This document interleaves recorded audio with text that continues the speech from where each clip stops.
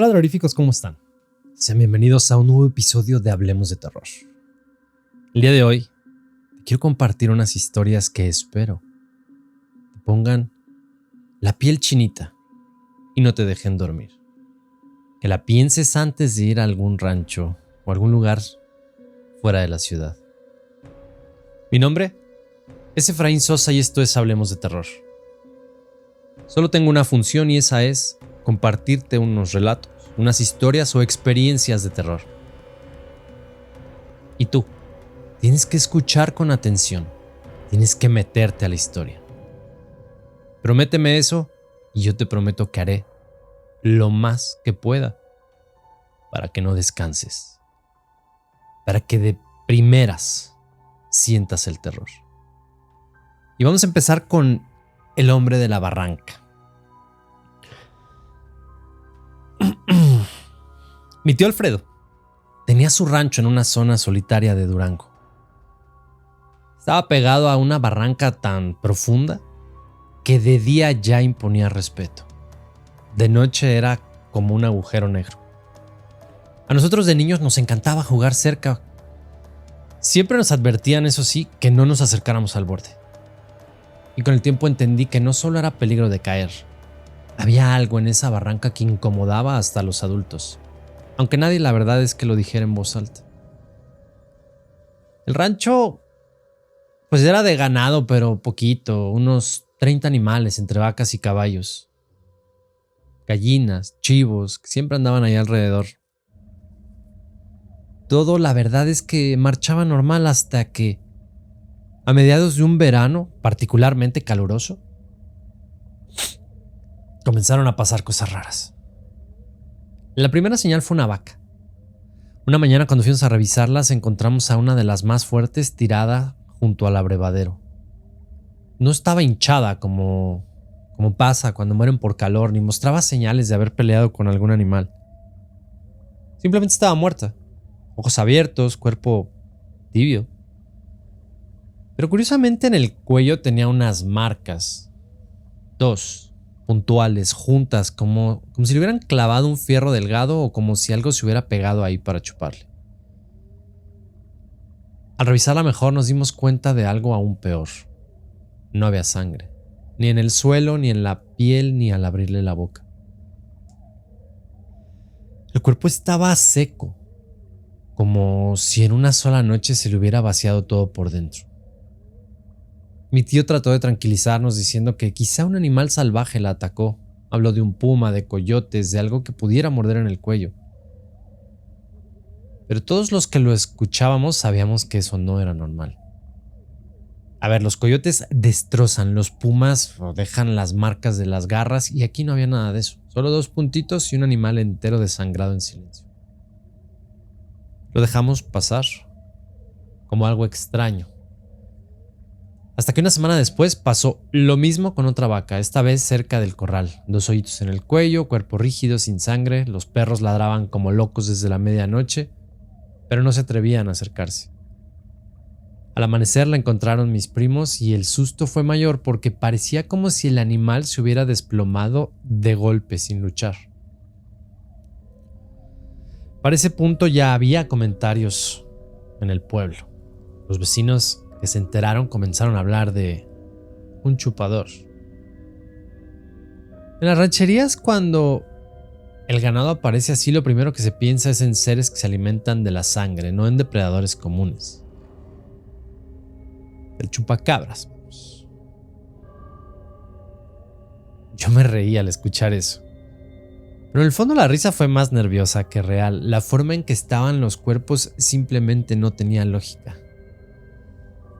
Y lo peor fue cuando le tocó al caballo. Animal joven, fuerte. Yo lo cuidaba como a un hijo.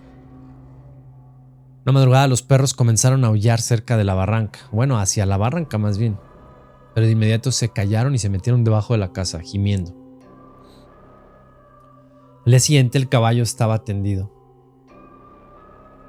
Solo a unos metros del corral, mismas marcas en el cuello. La tierra alrededor estaba intacta, no había huellas, no había rastros de arrastre ni sangre, como si lo hubieran dejado ahí seco, limpio, sin una gota que diera explicación. Mi tío ya no podía fingir calma.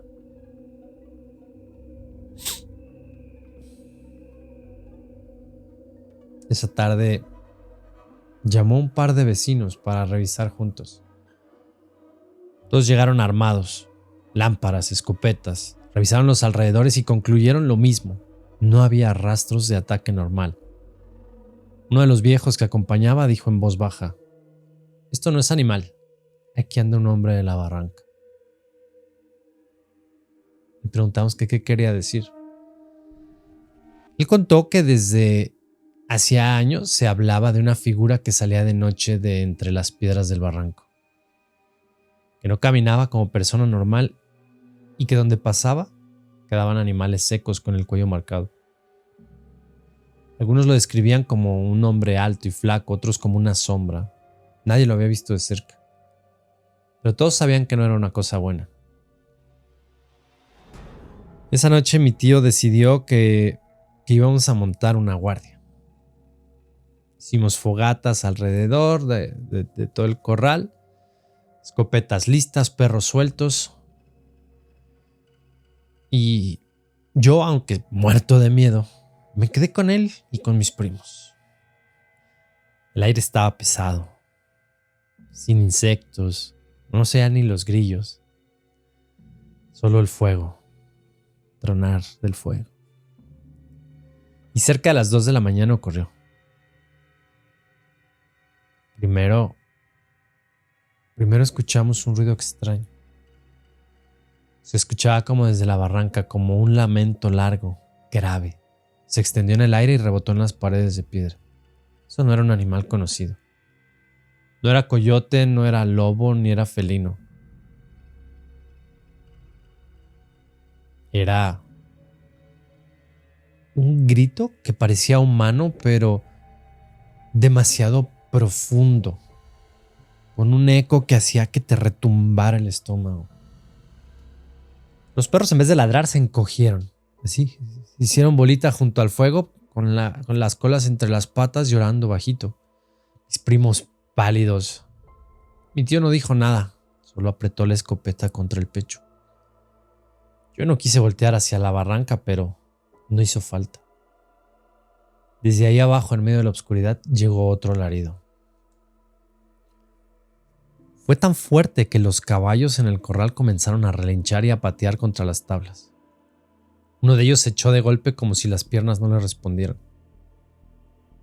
Mi tío me miró de reojo y en sus ojos no había duda. Sabíamos lo que estaba gritando. Que eso que estaba gritando ahí abajo no era un animal cualquiera. Después de esa noche de este alarido, el rancho ya no fue el mismo. Dormir era difícil. Los perros no dejaban de gemir, los caballos se alteraban solos, como si sintieran la presencia de algo que nosotros no alcanzábamos a ver. Y Alfredo, aunque trataba de mostrarse fuerte, andaba con los ojos rojos de tanto desvelarse. Decía que no podíamos dejar el ganado solo, porque seguramente el siguiente ataque vendría pronto.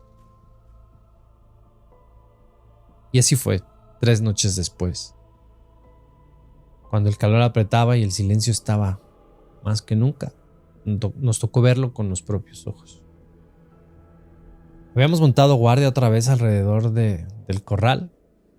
Estábamos mi tío y yo, porque los vecinos habían prometido volver, pero la neta es que no se aparecieron. Y yo los entendía en el fondo. Nadie quería toparse con algo que ni siquiera sabíamos cómo llamar. El reloj marcaba 2:30 de la madrugada, cuando los perros se pusieron tiesos mirando hacia la barranca. No ladraban. Gruñían bajito con el pelo erizado sobre el lomo. Mi tío hizo una seña con la mano para que apagara la lámpara. Quedamos apenas con la luz de la fogata. Y entonces lo escuchamos. Un crujido de ramas secas, como que un roce contra las piedras. Pasos que subían desde el fondo de la barranca, lentos, pesados. como si cargara con algo encima. Eso sí, constantes, cada vez más cerca. Yo sentí que se me helaba la sangre. Y lo vimos aparecer. Primero fue una silueta alta, oscura, que se asomó entre los mezquites. Caminaba encorvado, arrastrando un brazo y con la cabeza agachada. El fuego alcanzaba a iluminarle apenas la figura, delgado, huesudo, con ropa que parecía como, no sé, desgarrada, colgando como trapos sucios. Pero el rostro, cuando levantó un poco la cara, la luz del fuego reveló unos ojos hundidos, brillosos como los de animal, piel ceniza pegada al hueso y boca demasiado grande con los labios manchados oscuros. Se acercó hasta el corral sin prisa, como si supiera que nadie iba a detenerlo. Las vacas empezaron a moverse inquietas, chocando unas con otras. Una de ellas mugió tan fuerte que me hizo brincar. Mi tío levantó la escopeta y apuntó. Yo estaba temblando, esperando el disparo, pero nunca jaló el gatillo. Después me confesó que fue porque en ese momento sintió que si lo hacía, el tiro no serviría de nada. El hombre, si se le puede llamar así, se detuvo junto al alambre. Se inclinó despacio y pasó una mano por encima, como probando la resistencia. Sus dedos eran largos y huesudos, como si fueran ramas negras. El alambre rechinó y yo pensé que lo iba a brincar, pero en lugar de eso se agachó frente a una de las vacas. No hubo lucha. El animal quedó inmóvil, como si se hubiera quedado atontado. Él le pegó la boca al cuello y el sonido que siguió, no lo olvido. Un ruido húmedo de succión mezclado con un gemido bajo. La vaca se estremeció y luego se quedó quieta con los ojos abiertos. No resistí más, agarré una rama encendida de la fogata y la lancé hacia él con la esperanza de espantarlo. El fuego lo iluminó un segundo y ahí vi con claridad la boca abierta, los dientes largos y manchados, la lengua moviéndose como si lamiera mientras absorbía. Aquel pobre animal no tenía oportunidad. Al sentir el fuego, levantó la cabeza y nos miró. No gritó, no corrió, solo ladeó la cabeza como perro curioso. Sus ojos reflejaban la luz de la fogata con un brillo amarillento que me hizo retroceder de inmediato. Mi tío por fin disparó, pero el balazo se perdió en la oscuridad. Cuando miramos otra vez ya no estaba, la vaca en el suelo, con los mismos 2 agujeros, completamente seca. Nos quedamos un buen rato sin hablar. Los perros escondidos, sin atreverse a salir. No quisimos acercarnos al animal hasta que amaneció, y cuando lo revisamos, igual que los otros, rígido, piel pegada al hueso, como si le hubieran chupado la vida entera. Ese día mi tío llamó al sacerdote del pueblo, aunque no era un hombre de iglesia. Yo le pregunté por qué y me dijo con la mirada perdida: lo que vimos anoche no era humano, y no sé cómo detenerlo. El sacerdote vino esa misma tarde. No era joven, pero tampoco viejo. Se le notaba en los ojos que no era ingenuo. Escuchó lo que le contamos, miró el cuerpo de la vaca, no hizo comentarios, se persinó, dijo que rezaría por la protección del rancho, caminó alrededor del corral con agua bendita, dejó cruces de palma en cada esquina. Mi tío le agradeció, aunque en el fondo sabíamos que esas cosas no iban a detener lo que habíamos visto. Esa noche no hubo ataques, ni ruidos, ni alaridos en la barranca. Los animales durmieron tranquilos y hasta los perros se relajaron. Y nos dio la ilusión de que quizá todo había terminado. Pero fue un engaño. Porque la madrugada siguiente, cuando ya casi clareaba, escuchamos golpes en la puerta de la casa. No eran toques, eran golpes secos, como de alguien que empuja despacio pero con fuerza. Mi tío salió con la escopeta y abrió de golpe. Afuera no había nadie. Solo un rastro de huellas en la tierra. Pies descalzos, grandes, venían desde la dirección de la barranca y se detenían justo frente a la puerta.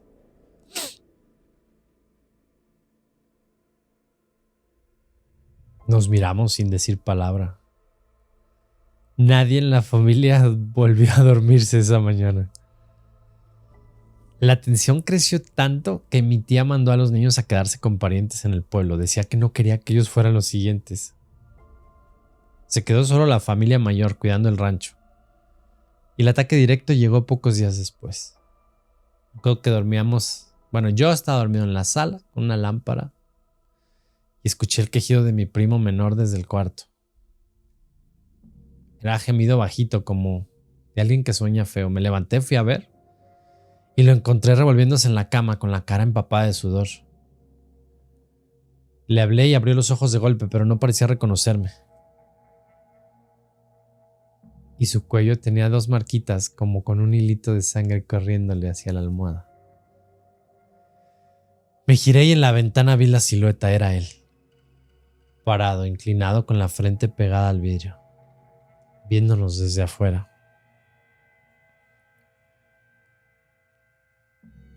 No se movía, pero esa respiración empañaba el cristal. Me quedé paralizado, no pude gritar. Fue mi tío el que entró corriendo con la escopeta. Disparó directo a la ventana, el vidrio se hizo pedazos, pero afuera no había nadie. Patio vacío.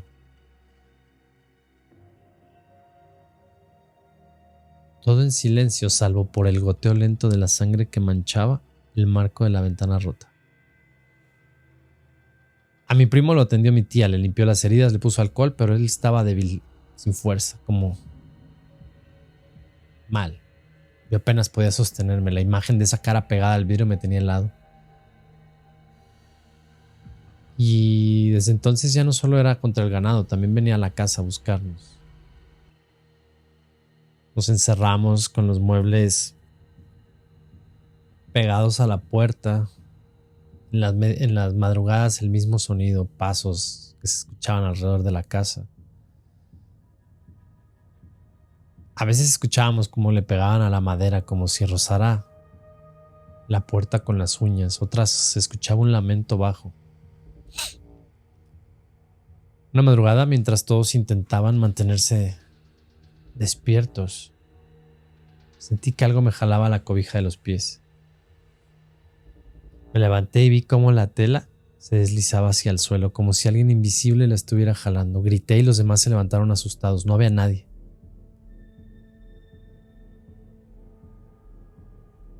Fue cuando mi tío dijo algo agotado. Dijo lo que todos pensábamos. Esto no va a parar hasta que nos lleve a uno. Yo no quise creerlo, pero en el fondo sabía que tenía razón.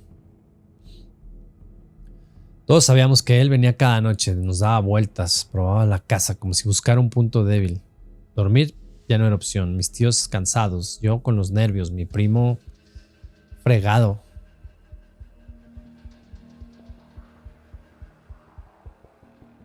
Y esa última noche no hubo perros que nos avisaran. Los mismos perros ya estaban enfermos de tanto miedo. No salían de abajo de la mesa, solo gemían bajito, como si prefirieran morirse ahí antes de que enfrentar a aquello que rondaba. Todo empezó como a las 3 de la madrugada. Crujido fuerte en el techo. Volteamos hacia arriba. Después un golpe seco en la chimenea. Y al instante, un ruido húmedo que bajaba por dentro, como si algo viscoso se deslizara. Mi tía gritó, mi tío apuntó con la escopeta hacia la chimenea, no disparó. En ese momento la lámpara parpadeó y se apagó. La sala quedó a oscuras. Y lo escuchamos adentro. Pasos lentos en la sala donde estábamos. Me quedé quieto con la piel helada. Y luego el sonido que no voy a olvidar. Succión profunda, húmeda, a metros de nosotros, como si estuviera bebiendo ahí mismo, sin importar que estuviéramos ahí. Mi tío logró encender un cerillo temblando, y en esa luz breve lo vimos. El hombre estaba encorvado, sobre mi tía, pegada a su cuello. La sangre corría despacio hacia la almohada y él la lamía con una calma repugnante. Cuando la llama del cerillo iluminó el rostro, levantó la cabeza. La boca cubierta de rojo, dientes largos manchados y los ojos amarillos. Mi primo se lanzó sobre mi tía, tratando de apartarlo. Mi tío disparó y el estallido retumbó en la sala. Cuando todo se disipó, el hombre ya no estaba, solo quedó mi tía temblando, con el cuello empapado, el cuerpo rígido. La sacamos a toda prisa, la llevamos a la camioneta, manejamos al pueblo sin mirar atrás. El motor rugía y aún así entre los baches de la terracería alcanzábamos a escuchar algo atrás como si nos estuvieran persiguiendo desde la barranca. Mi tía sobrevivió de milagro, pero nunca fue igual. Quedó frágil, pálida, como si le hubieran arrancado la mitad de su vida ese día.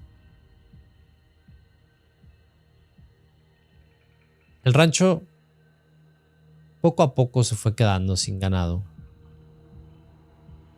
Se lo vendieron a algunos vecinos. Les dieron parte de las tierras. Nos fuimos de ahí al tiempo. Y con los años algunos vecinos contaban que a veces en la madrugada todavía se escuchaban ruidos, que a veces el ganado todavía desaparecía. Bueno, más bien todavía aparecía con lo mismo, 2 agujeros en el cuello. La verdad es que, como esta historia, hay muchas en muchos ranchos. Curiosamente, pocos se atreven a compartirlas. Cuando yo lo hice, me llamaron mentiroso. Y es por eso que decidí compartirte mi historia. Espero que la cuentes. Muchas gracias. Ya sé lo que me vas a decir. Ya sé, terroríficos. Oye, a ver, espérate, ¿no habías contado algo parecido hace ya poquito? Sí. De hecho, era parte de un especial de criaturas o de cosas que... Vampirismo, si lo queremos llamar de esa forma. Y fíjense que coincidentemente muchas de las historias son similares. Y pasan mucho en el campo y con el ganado. Déjame en los comentarios qué te pareció y dime si quieres que te cuente más historias, aunque sean similares, pero son casos distintos. Y si no es así, dime, hey, a mí me late más brujería, a mí me late más fantasmas, a mí nahuales, a mí esto y lo otro. Pero deja en los comentarios porque yo no sé, no puedo adivinar. Yo necesito que tú me digas, me gustó, aquí sigo. Esto no me da miedo. No te preocupes. Por cierto, ya checaste nuestro último video. Nuestro último episodio hablamos sobre el poltergeist de Enfield. Pero no, tranquilo. No es un video más de estos en los que te pongo las imágenes y te digo que la película de los Warren y que te cuento exactamente las evidencias y esto. No, de esos ya hay muchos. Y muy buenos. No pretendo hacer uno más para ver si el mío es de tu agrado en ese sentido. No, yo lo hice distinto. Lo hice a mi estilo. Imagínate que uno de los personajes te cuenta la historia y la narra en primera persona. Y así es como te conté el poltergeist de Enfield. Por favor, chécalo porque esta serie es vamos a meter un tercer relato semanal. Lo voy a hacer los jueves por la noche para que estés pendiente. Y vamos a empezar con una serie de casos documentados, reales. No necesariamente que se hayan hecho películas, pero si hay películas al respecto. Y van a estar narrados por uno de sus personajes. Porfa, date la oportunidad de irlo a escuchar. A mí me dio más miedo cuando lo escuché así que cuando vi la propia película. Bueno, venga, te vamos a No te voy a entretener con más. Porfa, déjame en los comentarios si lo viste, qué te pareció. Y si no, te invito a que lo hagas. Y después regreses a este y me digas, oye, qué buena onda, sí me gustó. Y deja tu comentario allá también. Y obviamente si quieres compartirnos algo, hazlo a tu historia @hablemosdeterror.com. Ya no te distraigo más, concéntrate, escucha mi voz. La mujer del jacal. Yo tenía 11 años cuando pasó aquello. Era una ranchería perdida en la sierra de Guerrero. Nuestra casa, jacalito de adobe, techo de lámina, rodeado de milpa y unos cuantos chivos. Vida tranquila, las carencias de siempre, pero sin mayores sobresaltos. Hasta esa noche, una temporada de lluvias. El aire olía como a tierra mojada. Lamparitas de petróleo que teníamos apenas alumbraban la luz así amarillenta que alargaba sombras. Mis papás y yo estábamos acostados cuando escuchamos que golpearon a la puerta. No eran fuertes, sino unos golpecitos suaves, como si no hubiera prisa. Mi papá se levantó desconfiado. En esos rumbos nadie te toca a medianoche sin una razón, sin un motivo, y menos en medio de un aguacero. Abrió la puerta apenas un poquito con el machete en la mano y lo que vimos nos dejó, pero helados. Era una mujer anciana, empapada, con el cabello pegado a la cara. Tenía un rebozo oscuro que le cubría los hombros y los pies descalzos llenos de lodo. Nos pidió posada con voz ronca, diciendo que se había perdido en el monte y que no sabía seguir caminando bajo la tormenta. Mi mamá, que siempre fue de buen corazón, no lo dudó. Le abrió y la invitó a pasar. Yo sentí un escalofrío apenas cruzó el umbral, como si el aire se hubiera enfriado. La anciana sonrió, mostrando unos dientes disparejos y agradeció en voz baja. Le pusieron una silla junto al fogón para que se secara. No hablaba mucho. Se quedaba mirando fijamente las llamas. Pero lo raro era que aunque parecía empapada no escurría agua en el suelo. La ropa se veía húmeda, pero la tierra no se manchaba debajo de sus pies. Cuando mi mamá le ofreció un jarro de café, la mujer lo aceptó, pero en vez de beberlo lo mantuvo en las manos, calentándoselas. De vez en cuando levantaba la vista hacia mí. Y esos ojos me hicieron sentir como si me atravesaran. Eran oscuros, hundidos, pero con un brillo raro. Mi papá trató de hacerle plática, preguntándole que de dónde venía. Respondió que de un pueblo del otro lado del cerro, pero no dijo nombre. Tampoco explicó cómo había terminado sola a esa hora y en plena tormenta. Solo repetía que estaba cansada, que necesitaba descansar un poquito. Mi mamá le preparó un petate en la esquina. Ahí en la esquinita de la sala, la mujer se recostó, se cubrió con el rebozo hasta la cara. Los truenos seguían retumbando afuera y yo no podía dormir. Me quedé mirando desde mi cama, viendo cómo esa figura permanecía inmóvil en el suelo. Fue entonces cuando escuché un ruido extraño. No venía de afuera, venía de adentro. Un sonido húmedo como un sorbo repetido varias veces. Pensé que era la lluvia que se colaba por alguna gotera, pero en cuanto me levanté vi algo que me dejó helado. Mi hermanito menor, que dormía a un lado, se revolvía incómodo, gimiendo bajito, y al alumbrarlo con la lámpara noté que tenía una mancha oscura en el cuello. Me acerqué temblando y vi 2 puntitos rojos frescos. Al instante miré hacia la esquina y la mujer ya no estaba recostada, el petate estaba vacío. Sentí el corazón que me golpeaba el pecho. No grité, no podía. Me quedé mirando la mancha en el cuello de mi hermano mientras el sonido de sorbos húmedos seguía resonando en algún rincón de la sala. Mi papá se levantó al escuchar mis movimientos, prendió la lámpara más grande y recorrió la habitación. No había nadie, la puerta seguía trancada por dentro, las ventanas cerradas, pero la mujer no estaba. Mi mamá lloraba revisando al niño que apenas si respiraba, estaba pálido. Mi papá juraba que alguien se había escondido en el monte y que había sido una ladrona, pero yo sabía que no. Esa mujer no salió por la puerta, simplemente se esfumó. Lo peor fue al amanecer. El cuello de mi hermanito tenía las mismas marcas que había visto en el ganado muerto en otras casas del pueblo. 2 agujeros como mordidas, pero muy finitos. Y fue la primera vez que yo entendí que lo que nos había visitado no era una anciana perdida ni una mujer común. Había llegado buscando algo y lo había encontrado ahí. Mi hermanito seguía igual de pálido cuando amaneció, la frente caliente y apenas respiraba. Cicatrizaba, a mi mamá le salían las lágrimas del puro miedo, intentaba bajarle la fiebre con paños de agua. Mi papá no dijo mucho, ensilló la mula y salió al pueblo para traer al curandero. Me quedé con mi mamá y la verdad es que el silencio del jacal me ponía peor que cualquier grito. No había viento, no había cantos de pájaros.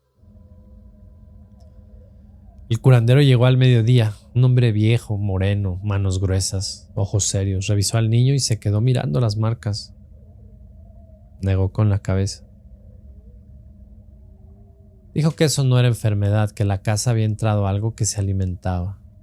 Sacó un frasco pequeño de agua con una agüita de hierbas, le untó al niño en el cuello mientras rezaba bajito y después roció las esquinas del jacal. En cada puerta y ventana puso cruces de pirul. Nos advirtió que si esa mujer regresaba no debíamos hablarle ni abrirle. Porque si lo hacíamos era como invitarlo otra vez. Esa noche no llovía, pero el cielo estaba negro, negro, negro. Cerramos todo, nos sentamos alrededor del catre de mi hermano. El niño se movía inquieto, murmurando entre sueños. Decía cosas como no me chupes, no me chupes. Mi mamá se abrazaba de él rezando, yo no podía quitarme de la cabeza la imagen de esa mujer. A la medianoche los perros comenzaron a ladrar desesperados. De pronto se callaron, de golpe, como si algo nos hubiera apagado. Un silencio se hizo. Y luego, golpes en la puerta, suaves. Igual que la primera vez que la vimos, mi papá apretaba el machete pero no se atrevía a abrir. Y los toques siguieron un buen rato hasta que se detuvieron. Pensamos que se habían ido, pero después comenzó otro ruido, uno que venía del techo, como si algo se arrastrara despacio sobre las láminas. Como uñas largas rascando metal. Todos levantamos la vista sin atrevernos a movernos. Y mi hermano despertó de golpe, gritando como si lo quemaran vivo. La herida del cuello estaba abierta y la sangre le corría.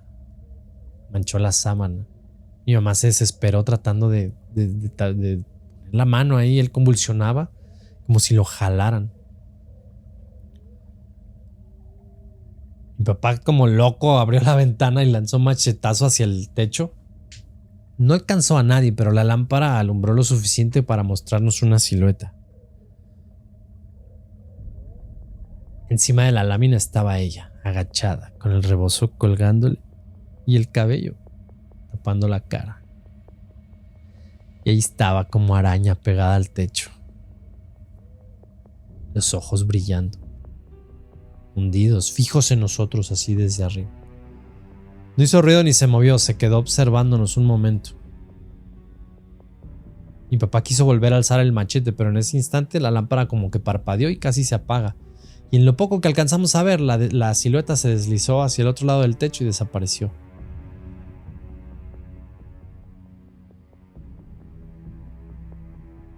Mi hermanito, agotado, perdió el conocimiento, se quedó inmóvil. Seguía vivo, lo envolvimos en mantas, nos quedamos alrededor sin pegar un ojo hasta que salió el sol. El día siguiente regresó el curandero, revisó al niño, levantó la mirada hacia el techo con un gesto grave. Dijo que eso ya no se iba a detener, que el niño estaba marcado y que donde esas cosas marcan siempre regresan.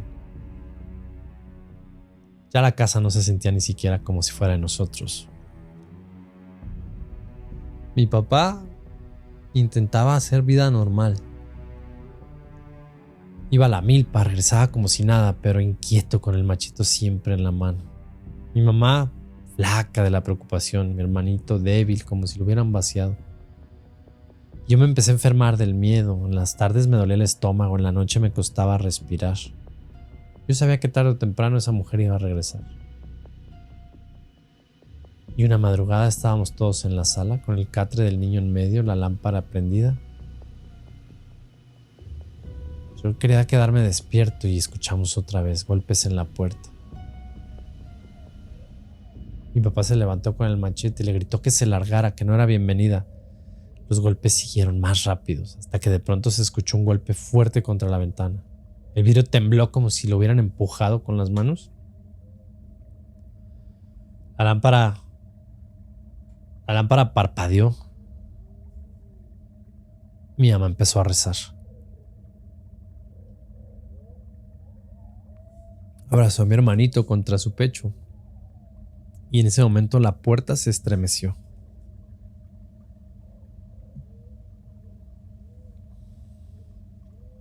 No con toques, con empujones que hacían rechinar la madera. Yo juraba que se veía como el pestillo se movía, como si lo intentaran levantar desde afuera. Luego la lámpara se apagó. Sentí un frío correrme por la espalda. Y fue cuando supe que ella ya no estaba afuera, ya estaba adentro. Estaba a obscuras.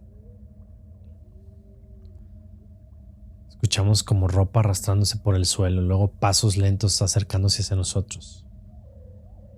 Mi mamá abrazó más fuerte al niño que se empezaba a convulsionar. Mi papá alzó el machete y lanzó así como machetazos al aire, guiándose como por el sonido. No le dio a nada, pero la hoja sí chocó contra algo duro, como si hubiera golpeado una piedra.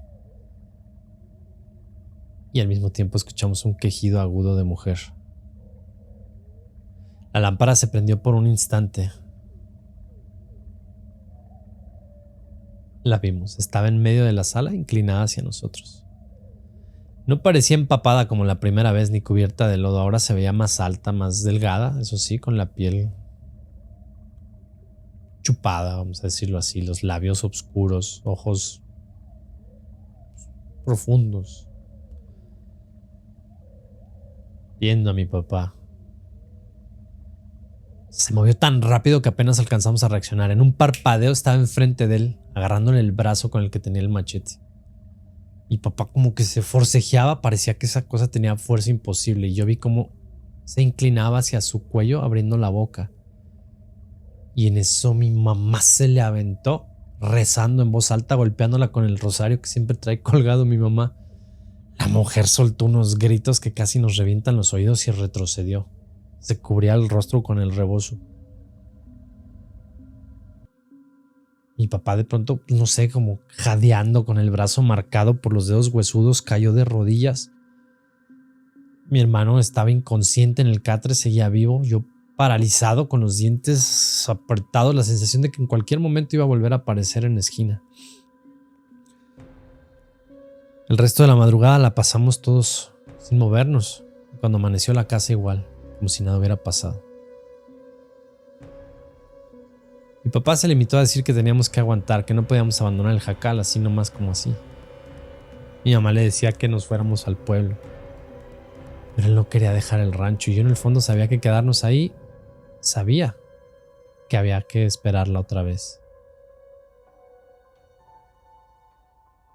Lo peor fue esa tarde cuando yo salí al patio y vi el petate donde se había dormido la mujer la primera noche.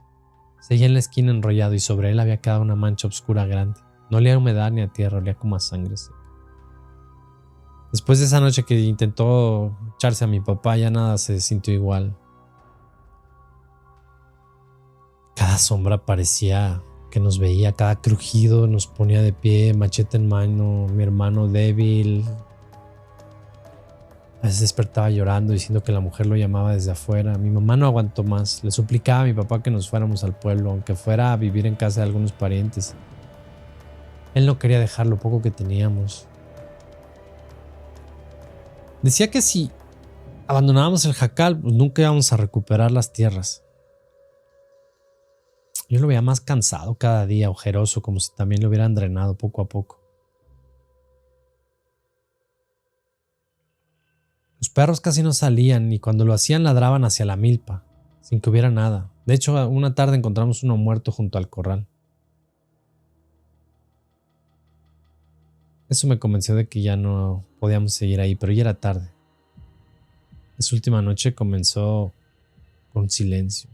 No había ruido ni de aire. Mi papá tenía el machete sobre las piernas, mi mamá rezaba, con su rosario apretado entre los dedos. Cerca de la medianoche los golpes regresaron. Primero en las puertas, luego en las ventanas.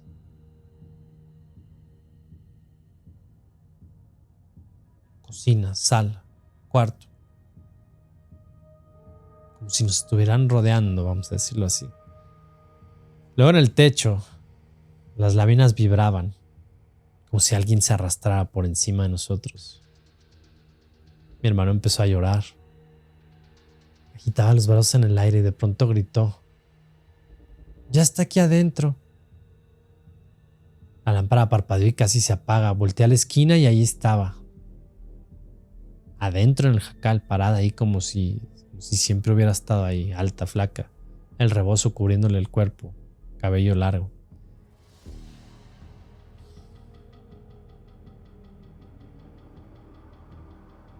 Teníamos que hacer algo.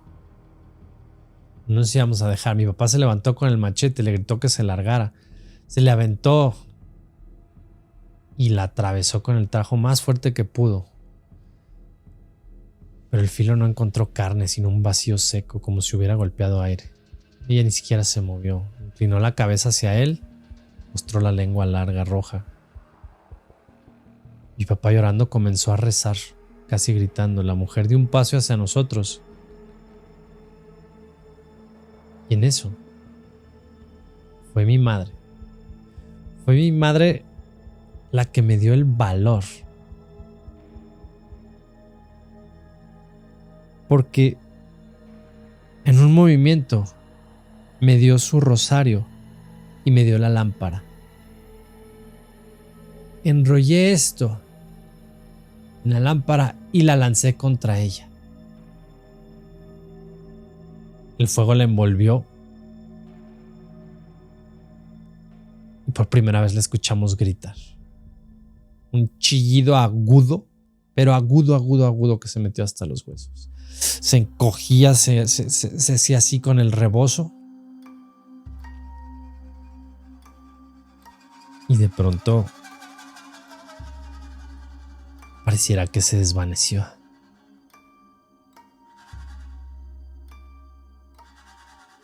Mi papá temblaba con el machete en la mano, mi mamá llore y llore, mi hermanito inquieto. El aire olía como a humo raro. Salió el sol. Mi papá había tomado la decisión, no nos íbamos a ir de ahí. Y no lo hicimos. Pero esta cosa la pensó antes de regresar, porque pasaron muchos años sin que regresara nada. El fuego. Y aquel rosario era nuestra arma. Desde ese día todos traíamos rosarios en casa y siempre prendíamos fuego antes de dormir.